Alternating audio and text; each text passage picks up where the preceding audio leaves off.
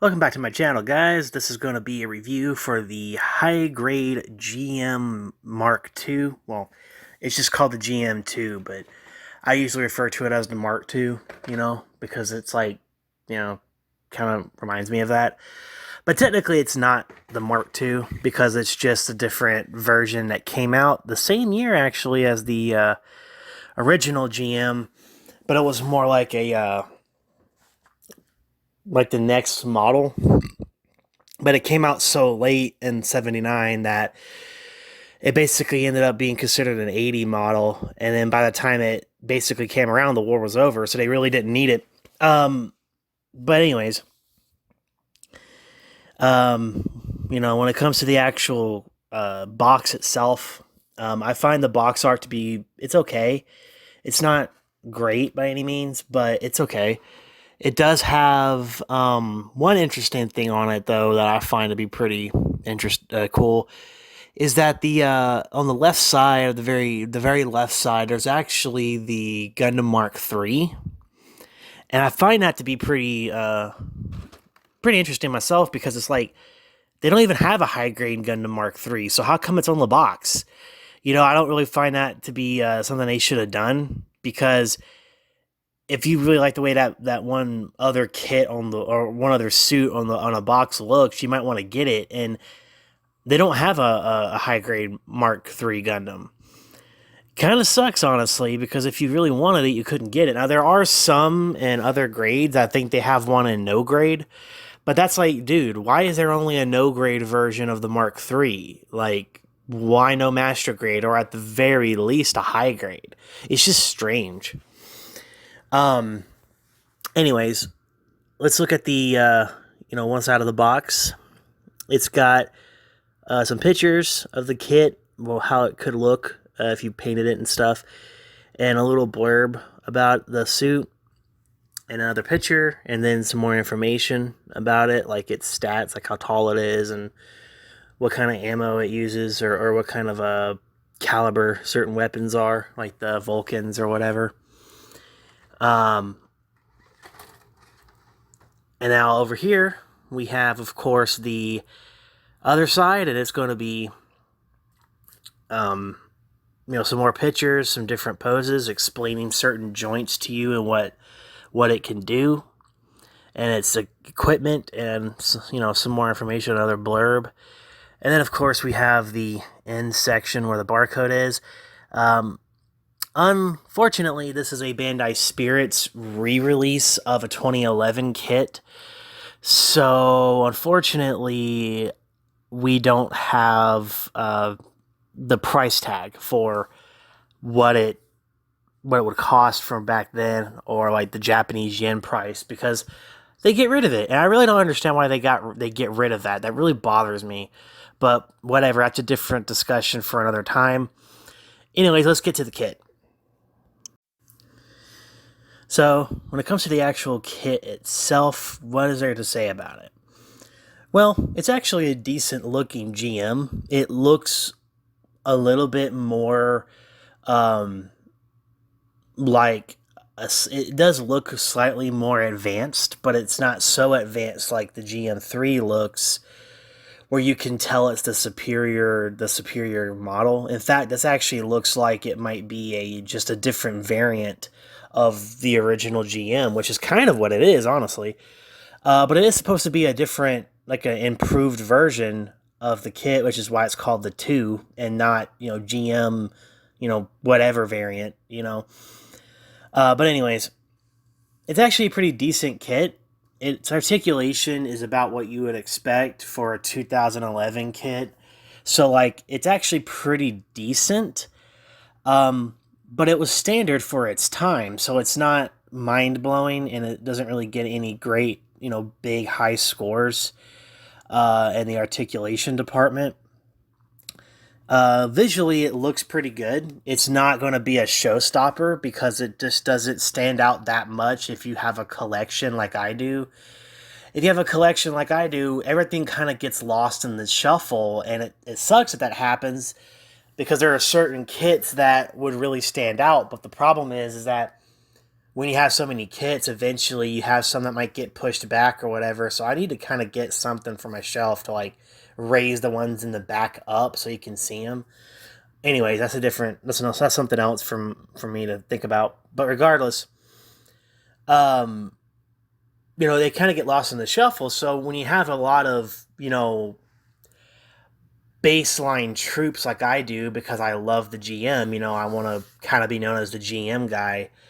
The problem is that they just kind of get lost in the shuffle. And even though this is the GM2 and it's actually like an improved version, I'm not sure if they have an older one or not. I don't know if they do. And the reason why I say that is because normally an older version of a model kit would usually have some sort of like leftovers on the runner. Because I've built other kits that were like better variants or a better version of their original model, and those would usually have a few pieces that were left over from an older version of the kit. But unfortunately, well, actually, fortunately, I should say, I don't think this is that. I think this is just a kit that was made in 2011 for the first time because there was no like leftover pieces on the runner. The only leftover parts actually are joint pieces, which actually leads me into a funny story. So one of the arms, I think it's the one with the gun. I think it's the one with the gun, the right arm. It takes two polycaps. Both of the ones it needs are A1s. One goes into the shoulder piece or the shoulder armor, and the other one goes somewhere in the actual arm itself. And whenever I was trying to put the one that goes somewhere in the arm, it went missing. It went flying across the room, and I couldn't find it. And I searched for probably about an hour or an hour and a half, and I just couldn't find it. And I kept looking, and I'm like, man, where in the hell is this A1 joint part, this polycap? So I'm like, screw it. I'm tired of looking for it. I'm just going to raid some of my other high grade boxes that are over here. You know where they are. You always see them in the videos off to the side. But I'm like, where is it? So I ended up raiding one of my boxes, and luckily I found a PC or a polycap N, which is like a much older version of the newer polycap system that they started using, which of course is the ones that have 1, 2, and 3, and they're like numbered. Originally, the polycaps are actually distinguished by letters, which is pretty funny. But the one that's a polycap N is technically a polycap 1 part on the newer versions. So I ended up cutting it off and using that instead. And then right when I got done, I mean, not 5 minutes after I got done, I put it together. I put the arm on the kit. I was building the gun. And I ended up looking down, and I kind of felt something like right in front of me. And there was the polycap 1 part I was looking for. So I actually have an extra polycap 1 piece on this GM2 where you're not supposed to have any leftover, because I ended up getting tired of looking for it. So, yeah, that really sucks. I mean, it's good that I have one left over. I can use it for another kit just in case I lose it or something. But the problem is that really made me annoyed. It's just like, damn it, I would have kept looking. But it was in the same spot that I looked like 15 times in that same spot. And it was just not there. I couldn't find anything, couldn't feel it, and then later on it was there. It's like, where did you go? What dimension did you disappear to and then come back? I feel like all Gunpla builders know what I'm talking about. It always feels like when a piece goes flying across the room or you drop it, you can't find that thing. And then when you find it, you're like, where did you come from? I looked here before. How are you here now and I didn't see you? It's like, what happened? Anyways, sorry, that was a little bit of story time. I always find that to be entertaining in these videos, having a little bit of a story with the kit. But anyways, back to the kit. Detail-wise, it's actually okay for a high grade from 2011. It's, yeah, it's not bad. Now, it does have a little bit more detail than the normal GM, which I need to do a video of that too. Anyways, so he's got a camera lens on his chest, which is something that the normal GM doesn't have. So it kind of differentiates it a little bit. And he also has a little bit more detailed sculpt in the head, and he's got this little antenna on the back that is obviously for communication purposes, and it makes it look a lot better. Um, Other than that, though, it's not really too wild or anything. He looks okay. Now, the only thing that does kind of suck about the kit, though, is that the detailing on everything else is not really that great. Like, the legs have some pretty decent detail. But really, the only part that really has enough detail for people who like that kind of stuff in their Gundam kits is the head. So that's gonna be the place that has the most chances for panel lining, besides maybe the legs. There's a little bit in the shoulders, but not much. The gun's actually pretty detailed for a high grade, honestly, but it's the same gun you will see with a bunch of different GMs, so it's not that surprising. It has a moving uh, front handle piece, and that's really it. One thing that does surprise me though is that this gun has a lens section for what would be a lens sticker, but this doesn't come with that. It comes with 4 lens stickers, and all 4 of the lens stickers actually go onto the kit because there's one for his chest, 2 for his head, and there's actually one for his backpack. I've never seen that before. It's a little strange. But yeah. Now if you move on to accessories, actually, before we go to accessories, one more thing in detailing that's interesting is that because this is actually a standard issued mass production suit, you actually get some nice little detail stickers, but they're all different emblems. So you have to choose really what you want to put on here.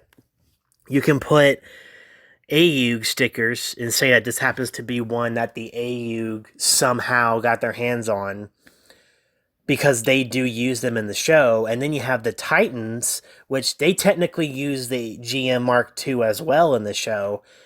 And you can also choose regular Federation forces because they use it in the show too. So it's a little weird how many different factions use the same suit.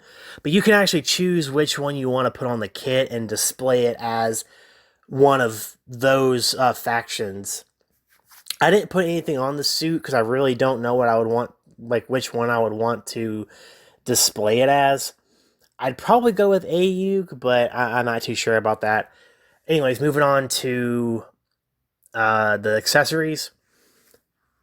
As you can tell on the kit itself, he's got his gun, he's got his beam saber in the backpack, and here's the one funny thing about this kit that I find hilarious is that he's got 2 beam sabers that you can obviously see right here.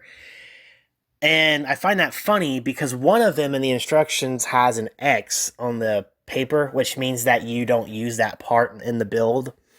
And that's because he only has 1 beam saber, so he can't use 2 beams. And I'm like, okay, I get that idea, I understand that logic, but why pack him with 2 beams if he can't use it? It's like, just give him 1. Put 1 beam on a runner, and that's all you give him. But I know why they don't. Is because they'd have to develop an entire separate runner, and that would cost more money than just printing a pre-existing runner that already has 2 beams. And you can just use that other beam for whatever else you want, which is fair. But it's just kind of funny to me. It's like he comes with 2, but you can only use 1. The beam saber itself actually looks pretty cool. It's a different looking handle from most other beam sabers. It's gonna be kind of hard to see in the video, but it's a little different looking. It's not super standard, so that's actually kind of cool. And the shield is a typical GM or Gundam shield from the early Universal Century. It's actually a little smaller than most of the shields that you would see that's in that style. I swear they're bigger than that, or they look bigger than that. But his is actually kind of small, so I don't know if that's how it's supposed to look or they just got the scale wrong or something. But it's okay. It looks fine. It looks like it should, honestly. So I guess it's okay.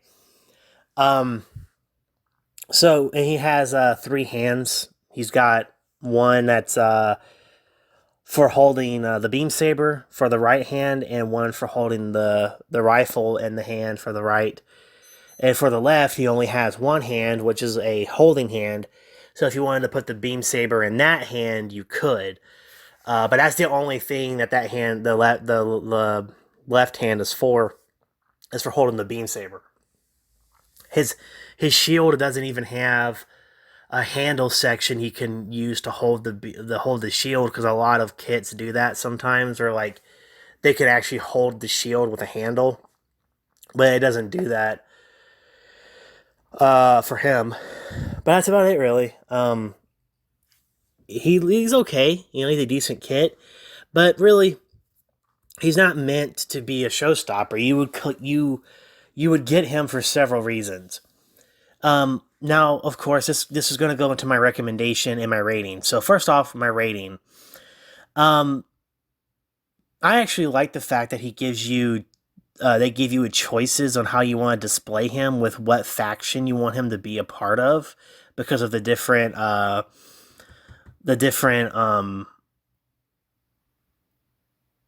do you call it, faction emblems and stuff. I find that to be really cool. Most kits don't do that. Most of the time, you know what faction they're supposed to be a part of, so you only have that faction's logos. But because he was used by all three, you can choose which one you want him to be a part of, and I find that to be pretty cool. But other than that, uh, his rating would probably be pretty standard. He has a unique looking beam saber, and the choice of what faction you want to put him in. That's the only thing that kind of elevates him higher than average. Normally, he would be the bare bones definition of an average, basic, standard kit. Normally he'd be a 5 out of 10, but I'm gonna give him a 6 out of 10. He's gonna be slightly above average because of the ability to choose what faction he's a part of, and of course the uh, unique looking beam saber handle that he's got. And that's really it. That's the only things that make him stand out at all.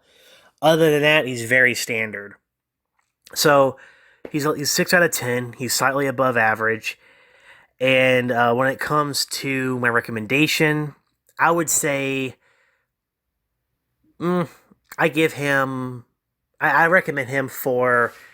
I recommend him for beginners as well, and your casual builders, because he's not going to break the bank. He's very accessible because he's everywhere. He's a very common standard released kit, as you could tell by looking at the box. He he's very basic and standard, so he's perfect for beginners and casuals. He gives you beam saber effect parts, so you have those as options, and if you don't want to use them, you can use them for something else.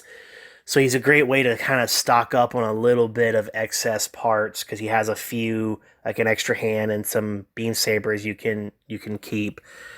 Beam saber effect parts, I mean, and a few extra joints. And then, of course, you can uh, get multiples of him if you want. If you are a customizer, you can customize him very easily. And of course, if you really, really want to, you can buy a bunch of him and use him for Damaram. Bleh. I'm freaking struggling with this word so hard right now. Diorama. You can get him for diorama purposes if you're one of those type of builders. I would also recommend him to hardcore collectors of Universal Century and people who are hardcore collectors of GMs. Not because he's particularly good, but because he would tick that one little check mark. He would be something you can scratch off your list. So if you don't have him by now, obviously I would recommend him for people like that as well.